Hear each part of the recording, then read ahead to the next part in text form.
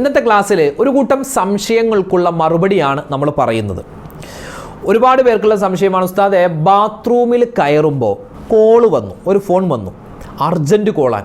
നമ്മൾ ആ call attend ചെയ്തപ്പോൾ ആദ്യം അവിടെ നിന്നും കേട്ടത് അസ്സലാമു അലൈക്കും എന്നാണ്. നമ്മളാണെങ്കിൽ ബാത്റൂമിലാണ്. അവിടെ സലാം നമുക്ക് മടക്കാമോ? മടക്കാം എങ്കിൽ നമുക്ക് ഉറക്കെയാണോ പറയേണ്ടത്, പതുക്കെയാണോ പറയേണ്ടത്? അതൊരു സംശയം. അതോടൊപ്പം തന്നെ മറ്റൊരു സഹോദരി ചോദിച്ചത്, ഉസ്താദെ നമ്മൾ ഈ ബാത്റൂമിൽ മലമൂത്ര വിസർജനത്തിന് കയറുമ്പോൾ ചില മര്യാദകളുണ്ട്. ഇടത് കാലം കൊണ്ട് കയറുക, തലമറക്കുക, അതൊക്കെയുണ്ട്. എന്നാൽ ബാത്റൂമിൽ എന്തെങ്കിലും ഒരു വസ്തു മറന്നുപോയി, ഒരു ഫോണോ അല്ലെങ്കിൽ മാലയോ വാച്ചോ ഒക്കെ മറന്നുപോയി, അതെടുക്കാൻ വേണ്ടി നമ്മൾ പോകുന്നു, അല്ലെങ്കിൽ ബാത്റൂം ക്ലീൻ ആക്കാൻ വേണ്ടി, കഴുകി ശുദ്ധിയാക്കാൻ വേണ്ടി ഉമ്മമാരൊക്കെ ബാത്റൂമിൽ കയറാറുണ്ടല്ലോ. ആ സമയത്ത് ഈ പറയപ്പെടുന്ന സുന്നത്തുകളൊക്കെ പാലിക്കേണ്ടത് ഉണ്ടോ എന്ന ചില സംശയങ്ങൾ, അതിൻ്റെ കൃത്യമായ മറുപടി ഇൻഷാ അല്ലാഹ് ഇന്നത്തെ ക്ലാസ് നമ്മൾ പറയുന്നുണ്ട്. അതോടൊപ്പം തന്നെ ഒരുപാട് പേർക്കുള്ള തെറ്റിദ്ധാരണയുണ്ട്, ഒരുപാട് പേർക്കുള്ള സംശയമാണ് വാഷിംഗ് മെഷീനിൽ എങ്ങനെയാണ് തുണി വൃത്തിയാക്കേണ്ടത് എന്ന് പറഞ്ഞാൽ ആ രൂപമല്ല, പലർക്കും അറിയില്ലാത്ത ഒരു കാര്യം, നജസായ വസ്ത്രം എങ്ങനെയാണ് വാഷിംഗ് മെഷീനിൽ വൃത്തിയാക്കേണ്ടത്? എല്ലാ വസ്ത്രത്തിൻ്റെ കൂടെ ഇട്ട് ഒരു 5 പ്രാവശ്യം കഴുകിയ ആ നജസൊക്കെ ശുദ്ധിയാകുമോ എന്ന് ചോദിച്ചവരുണ്ട്. അതിനുള്ള കൃത്യമായ ഉത്തരം ഇന്നത്തെ ക്ലാസ്സിൽ നമ്മൾ പറയുന്നുണ്ട്. അതോടൊപ്പം തന്നെ നമ്മുടെ തറയിൽ ഒരു കുട്ടി നമ്മുടെ കുട്ടി തറയിൽ മൂത്രമൊഴിച്ചു, അല്ലെങ്കിൽ മേശപ്പുറത്ത് മൂത്രമൊഴിച്ചു, അതെങ്ങനെയാണ് കൃത്യമായി ഇസ്ലാമിക രൂപത്തിൽ നമുക്ക് വൃത്തിയാക്കാൻ പറ്റുന്നത്?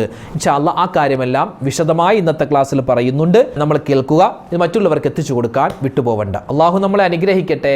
ആമീൻ. അസ്സലാമു അലൈക്കും വറഹ്മത്തുള്ളാഹി. ബിസ്മില്ലാഹ് വൽഹംദുലില്ലാഹ് വസ്സലാത്തു വസ്സലാമു അലാ റസൂലില്ലാഹ് വഅലാ ആലിഹി വസ്വഹ്ബിഹി അജ്മഈൻ. അമ്മാ ബഅദ്. സ്നേഹ ആദരവുകൾ നിറഞ്ഞ സത്യവിശ്വാസികളെ, ഉമ്മമാരെ, ഉപ്പമാരെ, അല്ലാഹു സുബ്ഹാനഹു വ തആല നമ്മൾ ചെയ്യുന്ന എല്ലാ സൽക്കർമ്മങ്ങളും അതിൻ്റെ പോരായ്മകളും അതിൻ്റെ കുറവുകളും എല്ലാം അല്ലാഹു തആല പരിഹരിച്ച് കബൂൽ ചെയ്യുമാറാവട്ടെ. നമ്മൾ ഈ പറയുന്ന കാര്യങ്ങളൊക്കെ ജീവിതത്തിൽ പറയുന്ന എനിക്കും കേൾക്കുന്ന നമുക്കെല്ലാവർക്കും അല്ലാഹു തആല പ്രാവർത്തികമാക്കാനുള്ള തൗഫീഖ് തന്ന് അനുഗ്രഹിക്കട്ടെ. ആമീൻ യാ റബ്ബൽ ആലമീൻ. ഒരു ഉമ്മ അവർ നമ്മുടെ വീഡിയോകൾക്ക് താഴെ ഒരു കമൻ്റ് ഇട്ടതാണ്. വേറൊന്നുമല്ല ഉസ്താദെ, ഈ ബാത്റൂമിൽ മലമൂത്ര വിസർജനത്തിന് വേണ്ടി നമ്മൾ ബാത്റൂമിൽ കയറുമ്പോൾ ചില മര്യാദകൾ പാലിക്കണമല്ലോ, അല്ലേ? ബാത്റൂമിൽ നമ്മൾ മലമൂത്ര വിസർജനത്തിന് വേണ്ടി കയറുമ്പോൾ പാലിക്കേണ്ട മര്യാദകൾ, ബാത്റൂമിൽ എന്തെങ്കിലും ഒരു വസ്തു മറന്നുപോയി അതെടുക്കാൻ വേണ്ടി നമ്മൾ പോകുമ്പോൾ പാലിക്കേണ്ടതുണ്ടോ എന്ന ഒരു സംശയം. അതൊരു ന്യായമായ സംശയമാണ്.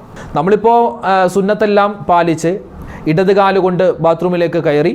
എന്താ ബാത്റൂമിൽ കയറുമ്പോഴുള്ള സുന്നത്തുകൾ? അതാദ്യം നമുക്കൊന്ന് പഠിച്ചാലോ. ടോയ്ലറ്റിൽ കയറുമ്പോഴുള്ള സുന്നത്ത്. ഇന്നിപ്പോൾ ബാത്റൂം, ടോയ്ലറ്റ് എല്ലാം ഒന്ന് വാഷ്റൂം എന്നാണല്ലോ മൊത്തത്തിൽ പറയുക. അതിനകത്ത് കുളിക്കാനുള്ള സംവിധാനമുണ്ട്, ടോയ്ലറ്റ് ഉണ്ട്, പല്ല് തേക്കാനുള്ള സംവിധാനം എല്ലാം ഉണ്ടാവും, അല്ല? ഒരു റൂമിൽ തന്നെ എല്ലാം ഉണ്ട്. അപ്പോൾ ആ ബാത്റൂമിലേക്ക് നമ്മൾ കയറുമ്പോൾ നമ്മൾ പാലിക്കേണ്ട ചില മര്യാദകളുണ്ട്. നബി സല്ലല്ലാഹു അലൈഹി വസല്ലമ തങ്ങളുടെ പ്രധാനപ്പെട്ട സുന്നത്തുകളിൽപ്പെട്ട ഒന്നാണ്. ഒന്നാമത്തേത് ഇടതുകാല് കൊണ്ടായിരിക്കണം കയറേണ്ടത്, അല്ലേ? ഇടതുകാല് കൊണ്ട് കയറുന്ന സമയത്ത് നമ്മൾ നാവ് കൊണ്ട് പുറത്ത് നിന്ന് പറയുക. ഇപ്പോൾ നമ്മൾ ബാത്റൂമിലേക്ക് കയറുന്നതിന് മുമ്പ് പറയുക എന്ത്? അല്ലാഹുമ്മ ഇന്നി അഊദു ബിക മിനൽ ഖുബസി വൽ ഖബായിസി എന്ന ആ ഒരു ദിക്ർ, പുണ്യമായ ദിക്റാണ് എന്ന് പറഞ്ഞേ. അല്ലാഹുമ്മ ഇന്നി അഊദു ബിക മിനൽ ഖുബസി വൽ ഖബായിസി. ആൺ പെൺ പിശാചുക്കളുടെ ശർറിൽ നിന്നും റബ്ബേ ഞാൻ നിന്നോട് കാവൽ ചോദിക്കുന്നു എന്നാണ് അതിൻ്റെ അർത്ഥം. ഇടതുകാലം കൊണ്ട് കയറുന്നു, എന്നിട്ടോ നമ്മൾ ചെരുപ്പിട്ട് വേണം നമ്മൾ അവിടെ കയറാൻ. ചെരുപ്പ് വേണം. അതുപോലെ തന്നെ തല മറക്കണം. പിന്നെയോ കൂടുതൽ നേരം അവിടെ ഇരിക്കാൻ പാടില്ല. അതുപോലെ തന്നെ ഇറങ്ങുന്ന സമയത്ത് വലതുകാല് കൊണ്ടായിരിക്കണം ഇറങ്ങേണ്ടത്. അവിടെ കൂടുതൽ സംസാരിക്കാൻ പാടില്ല. ഇറങ്ങുന്ന സമയത്ത് ഗുഫ്റാനക്കൽ ഹംദുലില്ലാഹില്ലദി അദ്ഹബ അന്നിയൽ അദാ വആഫാനി എന്ന ദിക്റും, അതുപോലെ അല്ലാഹുമ്മ തുഹിർ ഖൽബി മിനൻ നിഫാഖി വഹസ്സിൻ ഫർജി മിനൽ ഫവാഹിഷി എന്ന ദിക്റും ഒക്കെ പറയൽ പ്രത്യേകം സുന്നത്താണ്. ഇതൊക്കെയാണ് മൊത്തത്തിലെ ആ ബാത്റൂമിൽ കയറുമ്പോഴുള്ള മര്യാദ, അദബ്. ഇതെല്ലാം നമ്മൾ പാലിക്കുന്നില്ലെങ്കിലും നമ്മൾ പ്രധാനപ്പെട്ട സുന്നത്താകുന്ന ഇടതുകാല് കൊണ്ട് കയറുക, തലമറക്കുക, അതുപോലെ വലതുകാല് കൊണ്ട് ഇറങ്ങുക, ആ ഒരു സുന്നത്തെങ്കിലും നമ്മൾ പാലിക്കേണ്ടതാണ്. അപ്പോൾ നമ്മൾ ഒരാൾ ഈ പറയപ്പെട്ട എല്ലാ തരത്തിലുള്ള സുന്നത്തുകളൊക്കെ പാലിച്ച് ഒരാൾ ബാത്റൂമിലേക്ക് കയറി.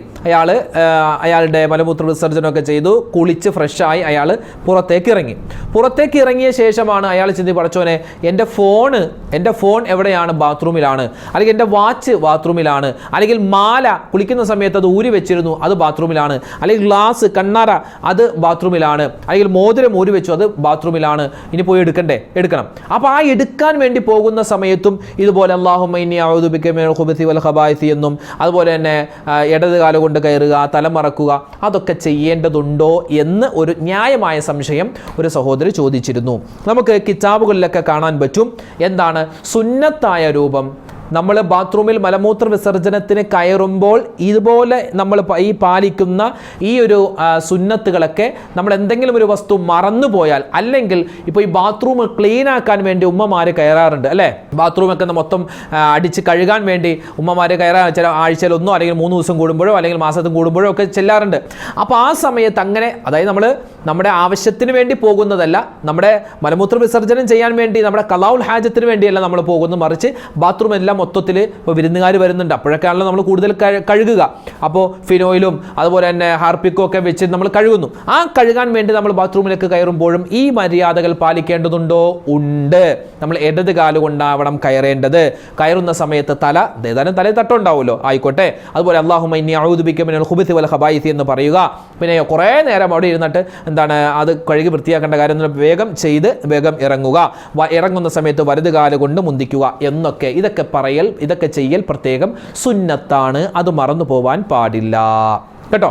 അത് പ്രത്യേകം ശ്രദ്ധിക്കുക. പലരും ചോദിക്കുന്ന ഒരു സംശയമാണ്, എന്തെങ്കിലുമൊക്കെ മറന്ന് നമ്മൾ ഒരു മോതിരം എന്തെങ്കിലുമൊക്കെ മറന്നു, അപ്പോൾ അത് എടുക്കാൻ വേണ്ടി ചെല്ലുമ്പോൾ നമ്മൾ ഈ ദുആ പറഞ്ഞില്ലെങ്കിലും നമ്മൾ ആ ഇടതുകാലം കൊണ്ട് കയറുക, ചെരുപ്പിടുക, പിന്നെ ഇറങ്ങുന്ന സമയത്ത് ആ സാധനം എടുത്തിട്ട് ഇറങ്ങുന്ന സമയത്ത് വലതുകാലം കൊണ്ട് ഇറങ്ങുക, ആ സുന്നത്തെങ്കിലും നമ്മൾ പാലിക്കാൻ പ്രത്യേകം ശ്രദ്ധിക്കേണ്ടതുണ്ട്.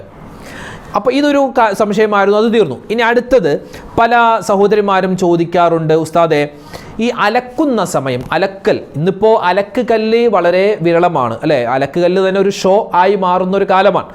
ഇന്നിപ്പോൾ എല്ലാവരും, ഇപ്പോൾ ഈ പറയുന്ന എൻ്റെയും ഒക്കെ വീട്ടിൽ, നമ്മുടെ എല്ലാവരുടെയും വീട്ടിൽ വാഷിംഗ് മെഷീനാണ് അല്ലേ? വാഷിംഗ് മെഷീൻ ആയിക്കോട്ടെ, ഖൈർ. അപ്പോൾ ഈ വാഷിംഗ് മെഷീൻ ആകുമ്പോൾ അതിൽ നമ്മൾ ചില അബദ്ധങ്ങൾ പറ്റാറുണ്ട്. ഞാനിത് മുമ്പ് ക്ലാസ്സിൽ പറഞ്ഞിട്ടുണ്ട്. എന്നാലും പലരും വീണ്ടും ഈ കമൻറ്റിലൂടെയൊക്കെ ഇങ്ങനെ സംശയങ്ങൾ ചോദിക്കുമ്പോൾ ഞാനത് ഒന്ന് പറയുന്നു എന്ന് മാത്രം. വാഷിംഗ് മെഷീനിൽ നമ്മൾ അലക്കുന്ന സമയത്ത് വളരെ ശ്രദ്ധിക്കേണ്ടതുണ്ട്. പലപ്പോഴും നമ്മൾ വാഷിംഗ് മെഷീനിൽ അലക്കുമ്പോൾ നമ്മുടെ വാപ്പ, ഉമ്മ, വല്ലുമ്മ, വല്ലുപ്പ, നമ്മുടെ മകൻ, നമ്മുടെ മോള്, നമ്മുടെ ഭർത്താവിൻ്റെ, നമ്മുടെ മക്കളുടെ, പേരക്കുട്ടികളുടെ എല്ലാവരുടെയും മുണ്ട്, ഷർട്ട്, നെയ്റ്റി, പർദ്ദ, പാൻറ്, നിക്കർ, ബനിയന്, പിന്നെ ഇന്നേഴ്സ് എല്ലാം ഒന്നിച്ചിട്ടാണ് ഹലക്ക സമാവാത്തിയാക്കിയാണ് നമ്മൾ എല്ലാം കൂടി ഇട്ടാണ് ഇങ്ങനെ കഴുകുന്നത്. ഇപ്പോൾ നമ്മളൊരു പർദ്ദ ധരിച്ചു അല്ലെങ്കിൽ നെയ്റ്റ് ധരിച്ചു, അതിലിപ്പോൾ നജസ് ഉണ്ടാവുക എന്നുള്ളത് വളരെ വിരളമാണ്. നജസ് ചിലപ്പോൾ ഉണ്ടാവാൻ സാധ്യതയില്ല. നമ്മൾ കുട്ടികളിടുന്ന നിക്കർ അല്ലെങ്കിൽ നമ്മളിടുന്ന ഇന്നേഴ്സ്, അതിലൊക്കെ എന്തുണ്ടാവാൻ, നജസ് ഉണ്ടാവാൻ സാധ്യതയുണ്ട്. അപ്പോൾ ഒരിക്കലും നമ്മൾ ഈ വാഷിംഗ് മെഷീനിൽ എല്ലാ വസ്ത്രങ്ങളും ഒന്നിച്ചിട്ട് കഴുകാൻ പാടില്ല എന്നല്ല പറഞ്ഞത്. അപ്പം നമ്മൾ സൗകര്യാർത്ഥം അങ്ങനെയാണ് കഴുകുന്നത്. പക്ഷെ കഴുകുമ്പോൾ നജസ് ഉണ്ട് എന്ന് ഉറപ്പോ നജസ് ഉണ്ട് എന്ന് സംശയമോ ഉള്ള വസ്ത്രങ്ങൾ അതിലേക്ക് ഇടാൻ പാടില്ല. എന്ത് ചെയ്യണം? ഇപ്പോൾ ഉദാഹരണം പറഞ്ഞാൽ, നമ്മുടെ വീട്ടിൽ ബ്ലാങ്കറ്റ് എന്ന് പറയുന്ന സാധനം ഉണ്ടല്ലോ, ഭയങ്കര കനമുള്ള സാധനം, നല്ല രസമാണ് പൊതിച്ചുറങ്ങാൻ. ബ്ലാങ്കറ്റോ അല്ലെങ്കിൽ പുതപ്പ് അല്ലെങ്കിൽ ബെഡ്ഷീറ്റ്, അതിൽ മൂത്രമായി എന്ന് വിചാരിക്കാം. അതെങ്ങനെയാണ് വൃത്തിയാക്കുന്നത്? നമ്മൾ സാധാരണ പർദ്ദയും നെയ്റ്റിയൊക്കെ വാഷിംഗ് മെഷീനിലിട്ട് അലക്കുന്നത് കൂട്ടത്തിൽ ആ മൂത്രമായ നജസായ നമ്മുടെ കുട്ടി മൂത്രം ഒഴിച്ച അല്ലെങ്കിൽ എന്തെങ്കിലും പൂച്ച മൂത്രം ഒഴിച്ച ആ ഒരു ബ്ലാങ്കറ്റും കൂടി അല്ലെങ്കിൽ ആ ഒരു പുതപ്പും കൂടി അതിലേക്ക് ഇട്ട് നമ്മൾ 1, 2, 3, 4, 10 പ്രാവശ്യം കഴുകിയാലും ശുദ്ധിയാവില്ല. എൻ്റെ ഉമ്മമാർ വളരെ ശ്രദ്ധിക്കുക. നമുക്ക് മൂത്രമുണ്ട്, നജസ് ഉണ്ടെന്ന് ഉറപ്പായ അല്ലെങ്കിൽ സംശയമുള്ള വസ്ത്രം നമ്മൾ മാറ്റിവെക്കണം. എന്നിട്ട് നജസില്ല എന്ന് ഉറപ്പുള്ള വസ്ത്രങ്ങൾ മാത്രമാണ് വാഷിംഗ് മെഷീനിലിട്ട് നമ്മൾ 1, 2, 3 പ്രാവശ്യമൊക്കെ കഴുകി നമുക്ക് എടുക്കാൻ പറ്റുള്ളൂ. മൂത്രമാണ്, നജസ് ഉണ്ട് എന്ന് നമുക്ക് ഉറപ്പാണ് അല്ലെങ്കിൽ സംശയമുള്ള ആ തുണി, ആ വസ്ത്രം നമ്മൾ ഒരു പൈപ്പ് ശ്രദ്ധിച്ച് കേൾക്കണേ, ഒരു പൈപ്പിൻ്റെ, അതായത് മുകളിൽ നിന്ന് താഴേക്ക് ഈ വെള്ളം ഇങ്ങനെ ഒലിച്ചു വരുന്ന ആ ഒരു വസ്തു, അതായത് പൈപ്പിൻ്റെ താഴെ വെച്ച് നമ്മൾ അത് കഴുകുക. അത് കഴുകി നജസ് പോയി എന്ന് ഉറപ്പാക്കുക. 1-2 പ്രാവശ്യം കഴിയുമ്പോൾ തന്നെ നജസൊക്കെ പോകുമല്ലോ. ആ ഉറപ്പാക്കി എന്നിട്ട് വേണം നമ്മളത് വാഷിംഗ് മെഷീനിലേക്ക് ഇടാൻ. എന്നാലേ ശുദ്ധിയാകൂ. അല്ലെങ്കിൽ നമ്മൾ ഇടുന്ന ഒരു നജസുള്ള ഒരു ടവലാണ് നജസുള്ളതെങ്കിൽ ആ ടവലിൽ നിന്നുള്ള നജസ് നമ്മുടെ ബാക്കി മുഴുവൻ വസ്ത്രത്തിലുമായി ആ വസ്ത്രം മുഴുവനും നജസാവാൻ സാധ്യതയുണ്ട്. വളരെ ശ്രദ്ധിക്കണം. ചില ആൾക്കാർ പറയാറുണ്ട്, ഉസ്താദെ അങ്ങനെയാണെങ്കിൽ ഞങ്ങൾ ഈ വാഷിംഗ് മെഷീനിൽ വെള്ളം നിറച്ചു. നമ്മളങ്ങനെയാണല്ലോ, വാഷിംഗ് മെഷീനിൽ വെള്ളം നിറച്ചിട്ടാണല്ലോ നമ്മൾ വസ്ത്രം ഇടുന്നത്. അപ്പോൾ അങ്ങനെ ഇപ്പോൾ നജസുള്ള കുട്ടി മൂത്രമൊഴിച്ച നിക്കറുണ്ട്, അല്ലെങ്കിൽ ബനിയനുണ്ട്, അല്ലെങ്കിൽ ഇപ്പം എന്താണ് ഒരു മുണ്ട്, ഭർത്താവ് ഉടുത്ത മുണ്ടിലേക്കാണ് കുട്ടി മൂത്രമൊഴിച്ചത്, ഭർത്താവിൻ്റെ മുണ്ടുണ്ട്, അതുപോലെ തന്നെ ബെഡ്ഷീറ്റ് ഉണ്ട്. ഇതെല്ലാം നജസുള്ള 5-6 വസ്ത്രമുണ്ട്. അതിപ്പോൾ പൈപ്പിൻ്റെ താഴെ കൊണ്ടുപോയിട്ടൊന്നും കഴുകാൻ നമുക്കൊണ്ട് പറ്റുമൊന്നുമില്ല എന്ന് വിചാരിച്ചിട്ട് ഒരു ഉമ്മ എന്ത് ചെയ്തു, അവർ വാഷിംഗ് മെഷീനിൽ വെള്ളം പിടിച്ചിട്ട് ആ നജസായ വസ്ത്രം കൊണ്ട് അതിനകത്തിട്ടു. 1 പ്രാവശ്യം കറക്കി, വീണ്ടും 2 പ്രാവശ്യം കറക്കി, 3 പ്രാവശ്യം കറക്കി, 10 പ്രാവശ്യം കറക്കിയാലും നജസിൽ നിന്ന് ശുദ്ധിയാവൂല. ശുദ്ധിയാവണമെങ്കിൽ എന്ത് ചെയ്യണം? ആദ്യം വസ്ത്രം ഇടുക, എന്നിട്ട് അതിലേക്ക് വെള്ളം ഒഴിക്കുക. അല്ലാതെ വെള്ളം എടുത്തിട്ട് അതിലേക്ക് വസ്ത്രം ഇടലല്ല. അക്കാര്യം ശ്രദ്ധിക്കണം. എല്ലാവരും ചെയ്യുന്നത് എന്താണ്? വെള്ളം പിടിക്കുന്നു, അല്ലേ? ഒരു 1/4 ഭാഗം 1/2 ഭാഗം വെള്ളം പിടിച്ചിട്ട് അതിലേക്ക് വസ്ത്രം ഇടുന്നു. അങ്ങനെയല്ല. നജസായ വസ്ത്രം നമ്മൾ വാഷിംഗ് മെഷീനിലിട്ട് ശുദ്ധിയാക്കുകയാണെങ്കിൽ, ശ്രദ്ധിച്ച് കേൾക്കണേ, പറയുന്നത് തിരിഞ്ഞു പോവരുത്, കേൾക്കുന്നത് തിരിഞ്ഞു പോവരുത്, ശ്രദ്ധിച്ച് കേൾക്കുക. അതായത് നജസായ വസ്ത്രങ്ങൾ, ആ വസ്ത്രങ്ങൾ വാഷിംഗ് മെഷീനിലിട്ട് വൃത്തിയാക്കുകയാണ് എങ്കിൽ എങ്ങനെയാണ് ചെയ്യേണ്ടത്? വെള്ളം നമ്മൾ പിടിച്ചിട്ടല്ല വസ്ത്രം ഇടേണ്ടത്. ആദ്യം വസ്ത്രം ഇടുക, നജസായ മുണ്ട്, നെയ്റ്റി അതൊക്കെ ഉണ്ടെങ്കിൽ അതിലേക്ക് ഇടുക. എന്നിട്ട് നമ്മൾ വെള്ളം അതിലേക്ക് നിറക്കുക. എന്നിട്ട് നമ്മളത് 1 പ്രാവശ്യം കഴുകി ആ വെള്ളം കഴുകി കളഞ്ഞു. ആ വെള്ളം തുറന്ന് പോയി. 2-3 പ്രാവശ്യമെങ്കിലും നമ്മളത് കഴുകുക. എന്നിട്ട് വേണം, അതായത് നജസ് കഴുകി കളഞ്ഞിട്ട് വേണം പിന്നെ നമ്മൾ സോപ്പ് പൊടിയൊക്കെ ഇട്ടിട്ട് നമ്മുടെ യഥാർത്ഥ കഴുകാൻ. എങ്ങനെയുണ്ട്? അതാണ് ആധുനിക കാലത്തെ ഈ ഒരു കാലത്തെ വാഷിംഗ് മെഷീൻ കൊണ്ടുള്ള ഒരു ഗുണം. എങ്ങനെ നമുക്ക്, അല്ലെങ്കിൽ എന്താണ്, നമുക്ക് ഈ പൈപ്പിൻ്റെ ചുവട്ടിൽ കൊണ്ടുപോയി കഴുകിയാൽ വേഗത്തിൽ ശുദ്ധിയാകും. പക്ഷെ പലർക്കും ഇന്നും മടിയാണ്. ആ പൈപ്പിൻ്റെ ചുവട്ടിൽ കൊണ്ടുപോയി ആ പുതപ്പൊക്കെ ഒന്ന് കഴുകിയിട്ട് വീണ്ടും വാഷിംഗ് മെഷീനിലേക്ക് ഇടാൻ മടിയാണെങ്കിൽ നിങ്ങൾ ഇങ്ങനെയാണ് ചെയ്യുന്നതെങ്കിൽ ഈ പറയപ്പെട്ട കാര്യങ്ങളെല്ലാം ശ്രദ്ധിക്കേണ്ടതുണ്ട്. മനസ്സിലായി കാണുമെന്ന് ഞാൻ വിചാരിക്കുന്നു. എനിക്ക് പറയാൻ പറ്റുന്ന രൂപത്തിൽ ഞാൻ നിങ്ങൾക്ക് പറഞ്ഞു തന്നിട്ടുണ്ട്. പിന്നെ അപ്പോൾ ഒരിക്കലും എന്ത് ചെയ്യാൻ പാടില്ല? നജസുള്ള വസ്ത്രത്തിൻ്റെ കൂടെ നജസില്ലാത്ത വസ്ത്രമോ അതുപോലെ തന്നെ വാഷിംഗ് മെഷീനിൽ വെള്ളം പിടിച്ചിട്ട് വസ്ത്രം ഇടുന്നതിന് പകരം ആദ്യം വസ്ത്രം ഇട്ടിട്ട്, നജസായ വസ്ത്രത്തിൻ്റെ കാര്യം ഒട്ടാ പറയുന്നത്. ഇനി നാളെ മുതൽ തന്നെ എല്ലാ ഉടുപ്പ്, നെയ്റ്റിയും അതുപോലെ തന്നെ പർദ്ദയും നിസ്കാര കുപ്പായും എല്ലാം കൊണ്ടുപോയി വാഷിംഗ് മെഷീനിലിട്ട് എന്നിട്ട് വെള്ളം നിറക്കുന്ന ഉസ്താദ് പറഞ്ഞു. അങ്ങനെ വിചാരിക്കല്ലേ. ശ്രദ്ധിച്ച് കേൾക്കണേ, ശ്രദ്ധിച്ച് മനസ്സിലാക്കണേ. നജസായ വസ്ത്രങ്ങൾ ശുദ്ധിയാക്കുമ്പോൾ ചെയ്യേണ്ട ഏറ്റവും നല്ല രൂപം എന്ന് പറഞ്ഞാൽ, നജസുള്ള വസ്ത്രം ആദ്യം ഒരു പൈപ്പിൻ്റെ ചുവട്ടിൽ കൊണ്ടുപോയി കഴുകിയിട്ട് വേണം വാഷിംഗ് മെഷീനിലേക്ക് ഇടാൻ. ഇനി അങ്ങനെ പൈപ്പില്ല എന്ന് വിചാരിക്കുക, ഒരു വീട്ടിൽ പൈപ്പേ ഇല്ല എങ്കിൽ എന്താണ്? വാഷിംഗ് മെഷീനിലിട്ട് വൃത്തിയാക്കുകയാണെങ്കിൽ ആദ്യം സാധാരണ നമ്മൾ എന്താ ചെയ്യാറ്? വെള്ളം പിടിക്കും, അല്ലേ?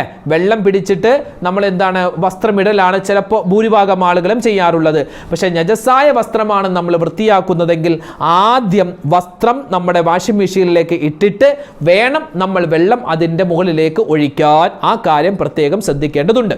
ഇനി മറ്റൊരു സംശയമാണ്, ഉസ്താദെ ഞങ്ങൾക്ക് ഈ തറയിൽ കുട്ടി മൂത്രമൊഴിച്ചു, അപ്പോൾ അതെങ്ങനെ വൃത്തിയാക്കും? പലരും ചെയ്യുന്നത് എന്താണ്? ഒരു തുണി കൊണ്ടുവന്ന് തുടച്ച് അഡ്ജസ്റ്റ് ചെയ്ത് അങ്ങോട്ട് പോകും.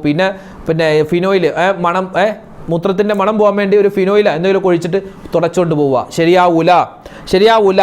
അങ്ങനെ ഒരു തറയിൽ മൂത്രം വീണാൽ, അല്ലെങ്കിൽ നമ്മുടെ മേശപ്പുറത്തൊക്കെ നമ്മുടെ കുട്ടികൾ ഇരുത്തുമ്പോൾ കുട്ടി മൂത്രമൊഴിച്ചാൽ ആദ്യം വൃത്തിയാക്കേണ്ടത് എങ്ങനെയാണ്? ആദ്യം നമ്മളൊരു തുണി കൊണ്ടുവന്ന് അത് തുടച്ച് കൊണ്ടുപോവുക. എന്നിട്ട് ആ തുണി കഴുകി നനവോടുകൂടി ഒന്നുകൂടി നമ്മൾ കൊണ്ടുവന്ന് തുടക്കുക. എന്നിട്ട് ആ തുണി ഒന്നുകൂടി കഴുകിയിട്ട് വേണം 3 പ്രാവശ്യം അവിടെ തുടക്കണമെന്നാണ്. 3 പ്രാവശ്യം. ആ 2ാമത്തെ പ്രാവശ്യം ആ തുണിയിൽ വെള്ളമുണ്ടാവണം, വെള്ളത്തോടുകൂടി വേണം നമ്മൾ തുടക്കാൻ. 3ാമത്തെ പ്രാവശ്യം അല്പം വെള്ളത്തോടുകൂടി വേണം നമ്മൾ തുടച്ചെടുക്കാൻ. ആ കാര്യം പ്രത്യേകം ശ്രദ്ധിക്കേണ്ടതുണ്ട്. അപ്പോൾ നജസിൻ്റെ കാര്യം പ്രത്യേകം ശ്രദ്ധിക്കണേ, അല്ലെങ്കിൽ ഭയങ്കര പ്രശ്നമാണ്. ഇന്നിപ്പോൾ മിക്ക വീടുകളിൽ ചെന്നാൽ ധരിക്കുന്ന വസ്ത്രത്തിൽ നിസ്കാര കുപ്പായമാവട്ടെ, ആണുങ്ങൾ ധരിക്കുന്ന ഷർട്ട് ആവട്ടെ, എല്ലാത്തിലും നജസ് ഉണ്ടാകും. എന്താ കാരണം? ഈ വാഷിംഗ് മെഷീനിൽ കൊണ്ടുപോയിട്ട് മൂത്രം ഉള്ളതും മൂത്രം ഇല്ലാത്തതും, കുട്ടി മൂത്രമൊഴിച്ചതും പൂച്ച മൂത്രം എല്ലാം കൂടി ഇട്ടിട്ട് സോപ്പ് പൊടി ഇട്ടിട്ട് അങ്ങനെ അലക്കലോട് അലക്കൽ. ഒരു പ്രാവശ്യം അലക്കും, 2 പ്രാവശ്യം അലക്കും, 10 പ്രാവശ്യം അലക്കിയാലും നജസ് പോകില്ല. നജസ് പോകണമെങ്കിൽ നജസായ വസ്ത്രം സെപ്പറേറ്റ് കഴുകിയിട്ട് വേണം ഈ വാഷിംഗ് മെഷീനിലേക്ക് ഇടാൻ. ആ കാര്യം പ്രത്യേകം ശ്രദ്ധിക്കേണ്ടതുണ്ട്. പലരൊക്കെ വസ്വാസായി പോകുന്ന ഒരു സന്ദർഭം കൂടിയാണ് ഇത് നജസിൻ്റെ വിഷയത്തിൽ കേട്ടോ. ആ കാര്യം പ്രത്യേകം ശ്രദ്ധിക്കുക. പിന്നെ ഒരാൾ ചോദിച്ചു, ഉസ്താദെ ഈ ഉറങ്ങുന്ന സമയത്തെ കാല് കിബിലയിലേക്ക് നീട്ടി വെക്കാവോ, അങ്ങനെ കിടക്കാവോ, അതായത് കാല് പടിഞ്ഞാറും തല കിഴക്കും വെച്ച് കിടക്കാവോ എന്ന് ചോദിച്ചു. അങ്ങനെ കിടക്കുന്നതിനോട് കുഴപ്പമില്ല. അപ്പോൾ കാല് നമ്മൾ കിബിലയുടെ ഭാഗത്തേക്ക് തിരിക്കുമ്പോൾ അത് കുറ്റമില്ലേ? അല്ല, കുറ്റമൊന്നുമല്ല. നമ്മുടെ മുസ്ഹഫിൻ്റെ ഖുർആനിൻ്റെ നേരെ നമ്മൾ കാല് നീട്ടാൻ പാടില്ല. കിബിലക്ക് നേരെ നമുക്ക് കാല് നീട്ടിക്കിടക്കാം. ഇപ്പോൾ ഒരാൾ മരിച്ചു, മയ്യത്തിനെ കിടത്തേണ്ട രൂപം എങ്ങനെയാണ്? അഫ്ളലായ രൂപം. അല്ലെങ്കിൽ ഒരാൾ രോഗിയായി മരണത്തെ മുഖാമുഖം കാണുന്നു, അങ്ങനെയുള്ള ആളെ കിടത്തേണ്ട യഥാർത്ഥ രൂപം എന്ന് പറഞ്ഞാൽ അയാളുടെ കാലിൻ്റെ ഈ പള്ളഭാഗം അത് കിബിലയിലേക്ക് വരണം, അയാളുടെ തല കിഴക്ക് ഭാഗത്തേക്ക് വരണം. അങ്ങനെ ആ കിടത്തൽ പ്രത്യേകം സുന്നത്ത്. അപ്പോൾ ഉറങ്ങുന്ന സമയത്തും അങ്ങനെ കിടക്കാം, കുഴപ്പമില്ല കേട്ടോ. അപ്പോൾ ഒരു 1, 2, 3, 4 സംശയങ്ങൾ, 4 സംശയങ്ങളും അതിൻ്റെ മറുപടിയുമാണ് നമ്മൾ ഇന്ന് പറഞ്ഞത്. ഇനിയും ഒരുപാട് സംശയങ്ങൾ ഉണ്ടാകും. അലക്കുന്ന സമയത്ത് അങ്ങനെയാണോ ഇങ്ങനെയാണോ, പിന്നെ നജസ് ഉണ്ട് എന്ന് അങ്ങനെ കരുതിയാൽ ഇങ്ങനെ കരുതി എന്നൊക്കെ പറഞ്ഞാൽ ഒരുപാട് സംശയം ഉണ്ടാവാം. അപ്പോൾ ആ സംശയങ്ങളൊക്കെ ഉണ്ടെങ്കിൽ നിങ്ങൾക്ക് താഴെ കമൻറ്റായിട്ട് ചോദിക്കാം. കമൻറ്റിലൂടെ തന്നെ നിങ്ങൾക്ക് ഒരുപക്ഷെ മറുപടി കിട്ടിക്കൊള്ളണമെന്നില്ല. ഇൻഷാ അല്ലാഹ് കമൻറ്റുകളൊക്കെ വായിച്ച് സംശയങ്ങളൊക്കെ ഒരു പേപ്പറിലേക്ക് ഞാൻ എഴുതിയെടുത്ത് മറ്റൊരു വീഡിയോയിൽ നമുക്കത് വിശദമായിട്ട് അതിൻ്റെ മറുപടി പറയാം കേട്ടോ. അപ്പോൾ ഇൻഷാ അല്ലാഹ് അൽഹംദുലില്ലാഹ് അല്ലാഹു തആല നമ്മളെല്ലാവരുടെയും എല്ലാ സൽക്കർമ്മങ്ങളും സ്വീകരിക്കട്ടെ. എന്തെങ്കിലുമൊക്കെ അബദ്ധങ്ങളൊക്കെ പറ്റിപ്പോയിട്ടുണ്ടെങ്കിൽ അല്ലാഹു തആല വിട്ടുപുറത്ത് മാപ്പ് നൽകി അനുഗ്രഹിക്കുമാറാവട്ടെ. ആമീൻ യാ റബ്ബൽ ആലമീൻ. ഞാൻ ഒരു ദിക്ർ പറഞ്ഞു തരട്ടെ. വേറൊന്നുമല്ല, ഈ ദിക്ർ നമ്മൾ അലക്കുന്ന സമയത്ത് പറഞ്ഞാൽ, ഇപ്പോൾ ഒരു ജോലി നമ്മൾ ചെയ്യുന്നു, അലക്കാൻ പോകുന്നു, അല്ലെങ്കിൽ മീൻ വെട്ടാൻ പോകുന്നു, മീൻ കഴുകാൻ പോകുന്നു, അല്ലെങ്കിൽ ഇപ്പോൾ ഇറച്ചി കഴുകാൻ പോകുന്നു, അല്ലെങ്കിൽ മുറ്റമടിക്കാൻ പോകുന്നു, അങ്ങനെ എന്തെങ്കിലും ഒരു ജോലി നമ്മളിപ്പോൾ പച്ചക്കറി അറിയാൻ പോകുന്നു, ബിരിയാണി വെക്കാൻ പോകുന്നു, അങ്ങനെ എന്തെങ്കിലുമൊക്കെ ജോലി ചെയ്യുന്ന സമയത്ത് ആ ജോലി വേഗത്തിൽ തീരാൻ ഒരുപാട് പേര് പറയുന്ന കാര്യമാണ്, ഉസ്താദേ എനിക്ക് ജോലി ചെയ്യാൻ വേഗത കിട്ടുന്നില്ല, ഭയങ്കര സ്ലോ ആണ്. അങ്ങനെ ആ ചെയ്യുന്ന ജോലി നമ്മളറിയാതെ വേഗത്തിൽ അത് ചെയ്ത് കിട്ടും. ആ ചെയ്യുന്ന കാര്യത്തിൽ വലിയ ബറക്കത്തും റാഹത്തും ഉണ്ടാകും. അതിന് നമ്മൾ എന്താ ചെയ്യേണ്ടത്? ഒരു ജോലി ചെയ്യുന്നതിന് മുമ്പ് സുബ്ഹാനല്ലാഹി വൽഹംദുലില്ലാഹി വലാ ഇലാഹ ഇല്ലല്ലാഹു വല്ലാഹു അക്ബർ വലാ ഹൗല വലാ ഖുവത ഇല്ലാ ബില്ലാഹിൽ അലിയിൽ അലീം എന്ന ദിക്ർ നമുക്ക് എല്ലാവർക്കും അറിയാലോ, 3 വട്ടം ചൊല്ലിയിട്ട് ആ ജോലി ചെയ്യുക. അലക്കാൻ പോകുന്നു, അലക്കുക എന്ന ആ പ്രോസസ്സിങ്, ആ ഒരു പരിപാടി അത് വേഗത്തിൽ തീരണം. അതിനിപ്പോൾ എന്താ ചെയ്യേണ്ടത്? അലക്കാൻ പോകുന്ന സമയത്ത്, അല്ലെങ്കിൽ ഇപ്പോൾ നമ്മൾ പാചകം ചെയ്യുന്ന സമയത്ത് ആ ജോലി വേഗത്തിൽ, ആ പണി വേഗത്തിൽ ഖൈറായി കിട്ടാൻ സുബ്ഹാനല്ലാഹി വൽഹംദുലില്ലാഹി വലാ ഇലാഹ ഇല്ലല്ലാഹു വല്ലാഹു അക്ബർ വലാ ഹൗല വലാ ഖുവത ഇല്ലാ ബില്ലാഹിൽ അലിയിൽ അലീം എന്ന ഈ ദിക്ർ നമുക്കറിയാവുന്ന ദിക്റാണ്. 3 വട്ടം പറഞ്ഞിട്ട് നമ്മൾ ആ ജോലി ചെയ്യുക. വേഗത്തിലായി തീരും, വലിയ ഖൈറുണ്ടാവും, ബറക്കത്തുണ്ടാകും. അപ്പോൾ ഈ ഒരു ഇൻഫർമേഷൻ ഒരുപക്ഷെ നിങ്ങൾ ആദ്യമായിട്ടായിരിക്കാം കേൾക്കുന്നത്. ഇത് നിങ്ങൾ കേട്ടതുപോലെ മറ്റുള്ളവരും കേൾക്കാൻ ആഗ്രഹിക്കുന്നവരായിരിക്കാം. അപ്പോൾ അവർക്കുമൊക്കെ ഇത് എത്തിച്ചു കൊടുക്കുക. അല്ലാഹു സുബ്ഹാനഹു വ തആല നമ്മുടെ എല്ലാ തെറ്റുകളും അല്ലാഹു തആല വിട്ടുപുറത്ത് മാപ്പ് നൽകുമാറാവട്ടെ. എല്ലാ പ്രയാസ പ്രശ്നങ്ങളും അല്ലാഹു തആല ദൂരീകരിക്കുമാറാവട്ടെ. നമ്മുടെ നിന്ന് മരണപ്പെട്ടു എല്ലാവർക്കും അല്ലാഹു തആല മഗ്ഫിറത്തും റഹ്മത്തും നൽകുമാറാവട്ടെ. എല്ലാവിധ ഖൈറും ബറക്കത്തും അല്ലാഹു ഇരുലോകത്തും നൽകട്ടെ. ആമീൻ യാ റബ്ബൽ ആലമീൻ. അതോടൊപ്പം ചേർത്ത് പറയുന്ന 2 കാര്യം. ഒന്ന്, ബാത്റൂമിലൊക്കെ നമ്മൾ പ്രത്യേകം ശ്രദ്ധിക്കേണ്ടത്, പിന്നെ സ്ത്രീകൾ ഇപ്പോൾ നമ്മളിപ്പോൾ വീട്ടിൽ ഉപയോഗിക്കുന്ന ബാത്റൂം എന്ന് പറഞ്ഞാൽ കോമൺ ആയിരിക്കും അല്ലേ, മിക്കപ്പോഴും കോമൺ ആയിരിക്കാം, അല്ലെങ്കിൽ സെപ്പറേറ്റ് ബാത്റൂം ഉണ്ടാവാം. എന്തായാലും നമ്മൾ ഈ ഉപയോഗിക്കുന്ന കുട്ടികളുടെ സ്നെഗ്ഗി ഉണ്ടാകും, അതുപോലെ തന്നെ ഈ സ്ത്രീകൾ ഉപയോഗിക്കുന്ന പാഡുകൾ ഉണ്ടാകും, സാനിറ്ററി പാഡ്. അതൊക്കെ നമ്മൾ പരസ്യമായി കൂട്ടിവെക്കുന്നൊരു സ്വഭാവം ചിലർക്ക്, എല്ലാവർക്കും അല്ല, ചിലർക്കുണ്ട്. ഒരിക്കലും അങ്ങനെ ചെയ്യരുത്. ഒരിക്കലും നമ്മൾ എന്താണ് അതിന് വേണ്ടി ആ ഒരു വസ്തുക്കൾ ഇടാൻ വേണ്ടി സെപ്പറേറ്റ് ഒരു ബോക്സ്, ഇപ്പോൾ മിക്ക വീടുകളിലും ഉണ്ട്, അങ്ങനെ ഒരു ബോക്സ് സംവിധാനം ഉണ്ടാക്കുക. അല്ലെങ്കിൽ ഒരു കവറ്, ആ കവറ് നമ്മൾ പ്രത്യേകം കരുതി വെക്കുക. ആ കവറിലിട്ട് നമ്മൾ ഭദ്രമായി അത് കെട്ടിവെക്കുക. പരസ്യമായി അത് ഇടുന്ന ഒരു സ്വഭാവം ഉണ്ടാവരുത്. കാരണം അത് നജസ്സാണ്. നജസ് ഇങ്ങനെ പരസ്യമാക്കി ഇടാൻ പാടില്ല. നജസ് ഉള്ള സ്ഥലത്ത് അള്ളാഹുവിൻ്റെ റഹ്മത്തിൻ്റെ മലക്ക് വരില്ലെന്നല്ലേ. അപ്പോൾ അതുകൊണ്ട് ആ കാര്യം പ്രത്യേകം ശ്രദ്ധിക്കുക. അതോടൊപ്പം തന്നെ അതിപ്പോൾ നമുക്കിപ്പോൾ ഈ പാഡുകളും അതുപോലെ സ്നെഗുകളൊക്കെ അതിപ്പോൾ നമുക്ക് നശിപ്പിച്ച് കളയാനുള്ള, ഇല്ലാതാക്കാനുള്ള ഒരുപാട് സംവിധാനങ്ങളുണ്ടല്ലോ. അപ്പോൾ അതൊക്കെ നമ്മൾ വേഗത്തിൽ ചെയ്യുക, അത് താമസിപ്പിക്കരുത്. ചില ആളുകൾ ഇപ്പോൾ അവർക്ക് ഈ മാസം ഇപ്പോൾ പീരീഡ്സായി, അപ്പോൾ ഈ സമയത്ത് ഉപയോഗിച്ച പാഡൊക്കെ ഉണ്ടാവും. അല്ലെങ്കിൽ കുട്ടികൾ ഈ മാസം മൂത്രമൊഴിച്ച സ്നെഗ്ഗിയൊക്കെ ഉണ്ടാകും. അത് അടുത്ത മാസവും അത് വീട്ടിലിരിക്കുന്ന ഒരു സ്വഭാവമുണ്ട്. അത് വൃത്തിയാക്കാതെ അതിങ്ങനെ കൂട്ടി വെക്കുന്നു. ഒരിക്കലും അങ്ങനെ ചെയ്യരുത്. അതോടൊപ്പം തന്നെ ഒരാൾ പെട്ടെന്ന് മൂത്രമൊഴിക്കാൻ മുട്ടി, അയാൾ ബാത്റൂമിലേക്ക് കയറി. അയാളുടെ കയ്യിൽ ഫോൺ ഉണ്ടായിരുന്നു. ഫോണൊക്കെ പുറത്ത് വെച്ചിട്ടായിരിക്കണമല്ലോ കയറേണ്ടത്. പക്ഷേ അയാൾ ശ്രദ്ധിച്ചില്ല, പെട്ടെന്ന് കയറിയപ്പോൾ ഫോണും ഉണ്ട് കൂടെ. അപ്പോൾ അയാൾ ബാത്റൂമിൽ വെച്ച് അയാൾക്കൊരു കോള് വരുന്നു, ഒരു ഫോൺ വരുന്നു.